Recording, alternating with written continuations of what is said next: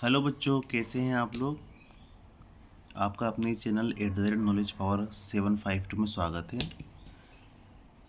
पिछले वीडियो में आपको व्यापक हल और विशिष्ट हल के बारे में मैंने बताया भी था, कुछ ऑब्जेक्टिव बताए थे। अब एक सवाल देखिएगा। एक समीकरण दे के रखा है, एक कंडीशन दी है और बोला है विशिष्ट हल ज्ञात करो।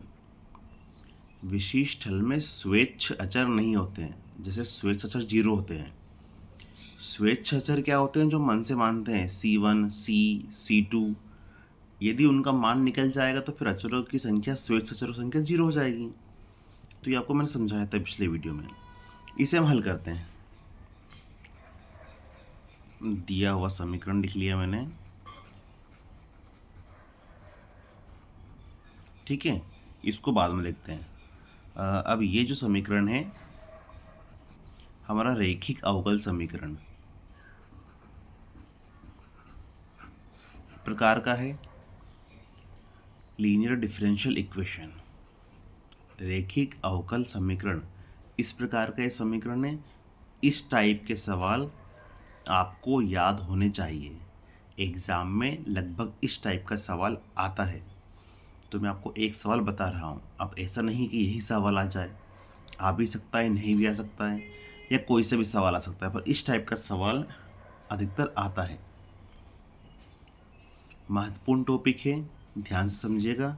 ये एक रैखिक अवकल समीकरण का फॉर्मेट है, मानक समीकरण है उसका, जहाँ P और Q अचर होते हैं और x के फलन होते हैं। तो इस समीकरण की इससे अगर तुलना करें तो हम देख सकते हैं P बराबर 2 tan x है और Q बराबर sin x है। ज़रा ध्यान से देखिए, P y, जो y का गुणांक होता है वो P है, तो y का गुणांक 2 tan x और इधर वाला sin x Q हो गया, ठीक है। ये जो रैखिक अवकल समीकरण है, इसका समाकलन गुणांक या इंटीग्रेशन फैक्टर, इसका फॉर्मूला होता है e की पावर pdx। क्या होता है? e की पावर pdx। इसका इंटीग्रेशन फैक्टर, समाकलन गुणांक का ये फॉर्मूला होता है। और इसका हल क्या होता है? हल होता है y इंटू आई एफ समाकलन q into I F D x plus c. ये आपको ध्यान रखना है इसमें, ठीक है। कहीं कहीं पर ये dx अपन dy भी हो जाता है, तो उस स्थिति में x के प्लेस पर y आ जाएगा, वो भी ध्यान रखना पड़ेगा आपको। तो ये रैखिक अवकल समीकरण है, इसका इंटीग्रेशन फैक्टर ये होता है और ये समाकलन गुणांक होता है। तो जब भी ये रैखिक अवकल समीकरण मिले तो आपको पहले इंटीग्रेशन फैक्टर या समाकलन गुणांक ज्ञात करना पड़ेगा। ऑब्जेक्टिव में भी कभी कभी समाकलन गुणांक ज्ञात करने के लिए निकल जाता है, छोटा है आ जाएगा। जैसे यही सवाल दे दिया और बोला आपसे ऑब्जेक्टिव में कि इंटीग्रेशन फैक्टर समाकलन गुणांक ज्ञात करो, तो क्या करोगे आप? आई एफ बराबर ई की पावर पी डी एक्स, सिर्फ इतना ही ध्यान रखना है। ई वैसा ही, पी मेरे पास है 2 tan x, ये डी एक्स वैसे ही, ठीक है। 2 बाहर करा, ई की पावर ये 10x dx, बहुत इजी है। ये वैसे ही 10x का समाकलन होता है log sec x। 10x समाकलन क्या होता है? log sec x। तो इंटीग्रेशन फैक्टर, log का नियम से पावर आगे आती है, मतलब पावर ऊपर भी चली जाएगी। इसको log sec स्क्वायर x भी लिख सकते हैं, log sec स्क्वायर x भी लिखा जा सकता है, पावर ऊपर चली जाएगी। तो अगली स्टेप में इंटीग्रेशन फैक्टर क्या हो जाएगा मेरा? केवल sec स्क्वायर x, ये 1 दे देगा मुझे, ये पावर कैंसिल हो जाएगी, तो फाइनली क्या बच जाएगा? sec square x. Anti log की पावर लॉग, इसको हटा के हम लोग डायरेक्ट यहाँ पर ये लिखते हैं, ये अलग चीज़ है।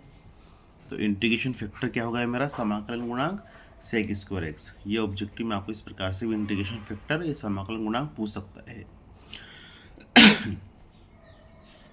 तो इस प्रकार के सवाल हल करने के लिए अगर रैखिक अवकल समीकरण मिलता है तो पहले इंटीग्रेशन फैक्टर निकालना पड़ता है। ये हमने निकाल लिया। अब हल, अब डायरेक्ट इसका हल करेंगे हम। हल होता है y इंटू आई एफ बराबर में q I F D x plus C. Value रखो ज़रा, y वैसे ही, आई एफ क्या आया? Sec square X. Q, Q मेरे पास साइन एक्स था,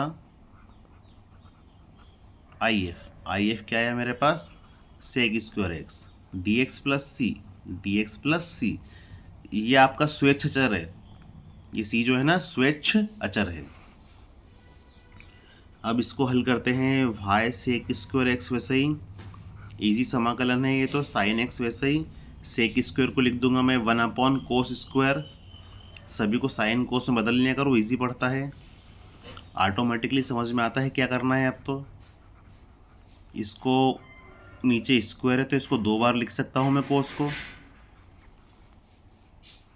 साइन अपॉन कोस हो गया 10, 1 कोस हो गया सेक, तो सेक एक्स टेन एक्स का समाकलन होता है सेक एक्स का, इधर चल रहा है वाई सेक स्क्वायर एक्स।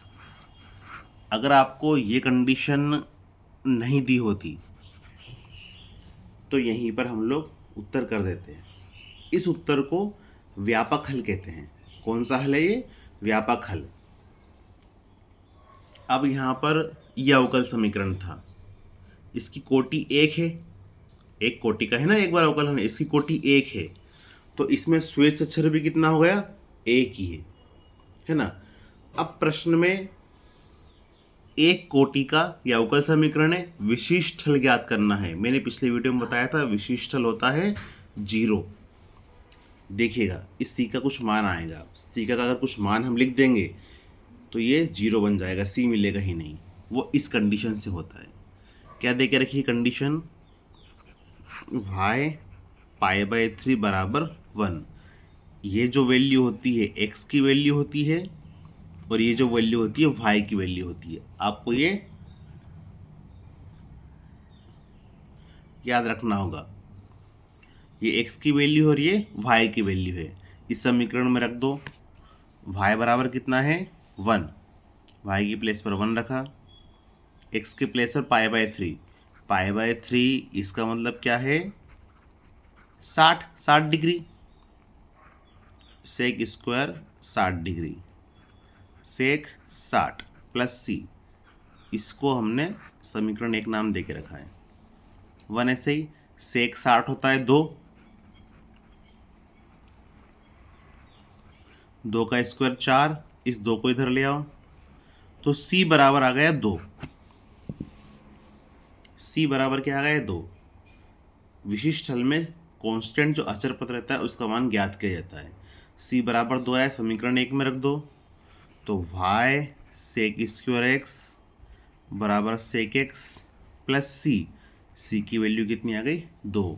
आगे और हल करना चाहते हो तो सेक स्क्वायर से भाग दे दो, यहाँ y बचेगा, सेक स्क्वायर से भाग देंगे तो एक सेक बच जाएगा, ये हो जाएगा 2 सेक स्क्वायर एक्स, या y बराबर सॉरी यहाँ कोस बचेगा है ना, 1/सेक एक्स बच जाएगा, 1 सेक स्क्वायर का भाग देंगे तो यहाँ पर 1/सेक बचेगा, एक सेक तो कैंसिल हो जाएगा, यहाँ 2 सेक स्क्वायर, 1/सेक होता है कोस, 1/सेक स्क्वायर जाएगा कोस स्क्वायर, तो ये इसका उत्तर आ जाएगा। ये हमारा समीकरण था, पूरा कंडीशन थी, विशिष्ट हल ज्ञात करना था, ये विशिष्ट हल ज्ञात कर लिया। अब यहाँ पर आपका सी कहाँ है? स्वेच्छ अचर तो बचा नहीं कुछ, तो स्वेच्छ अचर हो जाएंगे 0। तो y बराबर क्या उत्तर आया? Cos x plus 2 cos square x. तो जब हम लोग स्वेच्छ अचर ज्ञात करते हैं विशिष्ट हल में, तो विशिष्ट हल में 0 होते हैं और व्यापक हल में जितनी कोटि होती है उतने ही उसके स्वेच्छ अचर होते हैं। ये आपको मैंने समझा दिया। तो एक महत्वपूर्ण सवाल था, एक सवाल मैं आपको देता हूँ, आप जरा उसे करिएगा। सवाल ले लेते हैं हम लोग, dy/dx प्लस y सेक एक्स बराबर 10x। आपको इसको सोल्व करना है। ये 4 सवाल देखिएगा। पहला है dy/dx प्लस y सेक एक्स बराबर 10x, ठीक है। दूसरा है 1+x² dy/dx plus 2xy minus 4x² बराबर 0। तीसरा है x plus y plus 1 dy/dx बराबर 1। इन तीनों में आपको व्यापक हल ज्ञात करना है। अब देखो यहाँ पर एक कोटि है तो तीनों सवाल में एक ही कोटि लगभग, तो एक ही कोटि तो एक कैसे आएगा। चौथा सवाल है d y upon d x plus y cot x बराबर 2x plus x square cot x, और कंडीशन दी है वाई बराबर 0 और एक्स बराबर π/2। कंडीशन मैंने अलग ही लिख दी यहाँ पर, इसमें आपको विशिष्ट हल ज्ञात करना है चौथे सवाल में। तो ये 4 सवाल आईएमपी है। आईएमपी क्या, ये टॉपिक है आपका ये वाला रेखीय अवकल समीकरण वाला, है ना, इसके ऊपर आधारित है। तो आप ज़रा इन्हें प्रैक्टिस करिएगा और कमेंट बॉक्स में बताइएगा, अगर नहीं आता है तो इसका भी वीडियो बना के आपको भेज देंगे। ठीक है, एक ऑब्जेक्टिव और दे देता हूँ आपको। अवकल समीकरण 1 minus y square d y upon d x plus 1 minus y square d y upon d x plus y x बराबर ए वाई, इस समीकरण का समाकलन गुणांक या इंटीग्रेशन फैक्टर क्या होगा। पहला ऑप्शन है, ये दूसरा ऑप्शन है, तीसरा है, चौथा है। आपको कमेंट बॉक्स में बताना है बच्चों इसका इंटीग्रेशन फैक्टर कितना होगा। ठीक है, ये टॉपिक आप अच्छे से कीजिएगा। शुक्रिया।